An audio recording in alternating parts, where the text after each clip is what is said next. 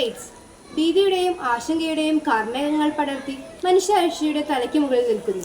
വികസിത രാജ്യങ്ങളിലെയും വികസ്വര രാജ്യങ്ങളിലെയും ആധുനിക ചികിത്സാ സമ്പ്രദായങ്ങളെ വെല്ലുവിളിച്ചുകൊണ്ടിരിക്കുകയാണ് എയ്ഡ്സ്. ചികിത്സാ സൗകര്യങ്ങൾ വേണ്ടത്ര ഇല്ലാത്ത ഏഷ്യൻ രാജ്യങ്ങൾക്കുമേൽ ദുർഘടമായ ഭാരമേൽപ്പിക്കുന്ന സാമൂഹ്യ ദുരന്തമാണ് എയ്ഡ്സ്. ഇന്ന് ഡിസംബർ 1 ലോക എയ്ഡ്സ് ദിനം. ഹ്യൂമൻ ഇമ്മ്യൂണോ ഡെഫിഷ്യൻസി വൈറസാണ് ഈ രോഗം പകർത്തുന്നത്.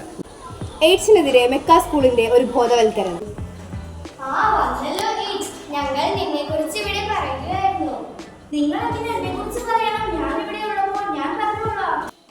ഞാനാണ് എയ്ഡ്സ്, ഒരു മനുഷ്യ ശരീരത്തെ അപ്പാടെ നശിപ്പിക്കാൻ പറ്റിയ ഒരു ചെറിയ വൈറസ്.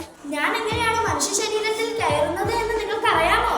മനുഷ്യ സ്രവങ്ങളിലൂടെയാണ് മനുഷ്യ ശരീരത്തിലേക്ക് പ്രവേശിക്കുന്നത്. അതെങ്ങനെയാണെന്ന് നിങ്ങൾക്ക് അറിയാമോ കൂട്ടുകാരെ? നമുക്കൊരു ടാറ്റു ഷോപ്പിലേക്ക് പോകാം.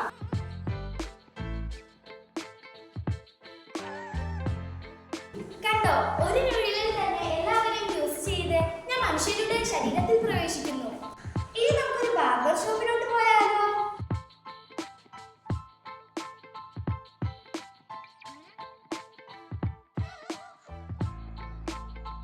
കണ്ടോ, ഒരു ബ്ലേഡിൽ തന്നെ എല്ലാവരും ഷേവ് ചെയ്യുന്നത്. ഒരു ചെറിയ മുറിവിലൂടെയാണ് ഞാൻ മനുഷ്യ ശരീരത്തിൽ കയറുന്നത്. ഇനി നമുക്കൊരു കോളേജിലേക്ക് പോവാം.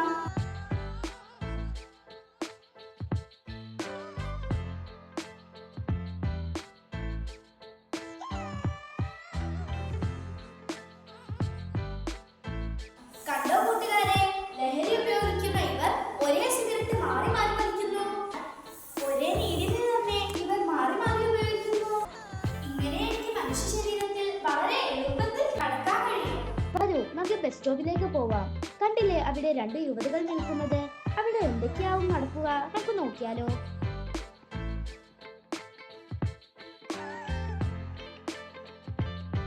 കണ്ടോ കൂട്ടുകാരെ, ഇത് തെറ്റായ പ്രവൃത്തിയല്ലേ?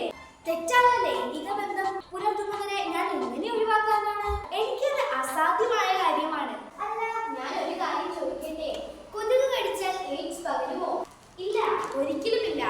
വൈറസുകൾക്ക് മനുഷ്യ ശരീരത്തിന്റെ പുറത്ത് ആയുസില്ല. HIV ബാധിച്ച ഒരാളുമായി സമ്പർക്കം പുലർത്തിയാൽ എയ്ഡ്സ് പകരുമോ? ഇല്ല, ഒരിക്കലുമില്ല. ഈ സമൂഹത്തിന്റെ വിദ്യാധാരണയാണ്. HIV ബാധിച്ച ഒരാളുമായി സംസാരിച്ചാലോ അടുത്തിരുന്നാലോ ഒരു പ്രശ്നവുമില്ല, അത് പകരുകയുമില്ല. എയ്ഡ്സ് രോഗിയായ അമ്മയിൽ നിന്ന് കുട്ടിക്ക് എയ്ഡ്സ് പകരുമോ? ഇല്ല, ഒരിക്കലുമില്ല. ഒരു കുഞ്ഞിന് മുലപ്പാലിലൂടെ 5% താഴെ മാത്രമാണ് എയ്ഡ്സ് പകരുകയുള്ളൂ. അതുകൊണ്ട് ഒരിക്കലും കുഞ്ഞിന് പാല് നിഷേധിക്കരുത്. ഇതിന്റെ ലക്ഷണങ്ങൾ എന്തൊക്കെയാണ്? അസാധാരണമായ ശരീരഭാരം കുറയൽ, 1 മാസത്തിൽ ഏറെയായ പനി, ചുമ, വയറിളക്കം, വായിൽ പുഴുപ്പൽ, ദേഹത്ത് ചൊറിച്ചിൽ എന്നിവയാണ് ലക്ഷണങ്ങൾ. ഇതിന്റെ പ്രതിരോധ മാർഗങ്ങൾ എന്തൊക്കെയാണ്? തെറ്റായ ലൈംഗിക ബന്ധങ്ങൾ ഒഴിവാക്കുക, രക്തം ദാനം ചെയ്യുമ്പോൾ HIV ടെസ്റ്റ് ഉറപ്പുവരുത്തുക, ഒരാൾ ഉപയോഗിച്ച നീഡിൽ വീണ്ടും വീണ്ടും ഉപയോഗിക്കാതിരിക്കുക. എയ്ഡ്സ് എന്ന രോഗമാണെന്ന് എങ്ങനെ തിരിച്ചറിയും?